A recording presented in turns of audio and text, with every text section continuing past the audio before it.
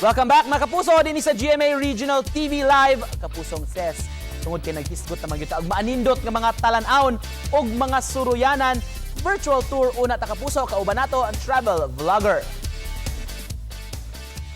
Sa drone video pa lang sa content creator nga si Sugbuanong Maniniyot, mahingang hagyud ka sa katahom sa lugar. Mao kini ang gitawag nga Manayon Speak diya sa Dakbayan sa Naga. Haom kini sa mga gustong makasimhot og presko nga hangin ug gustong makadungog sa matamis nga awit sa mga langgam.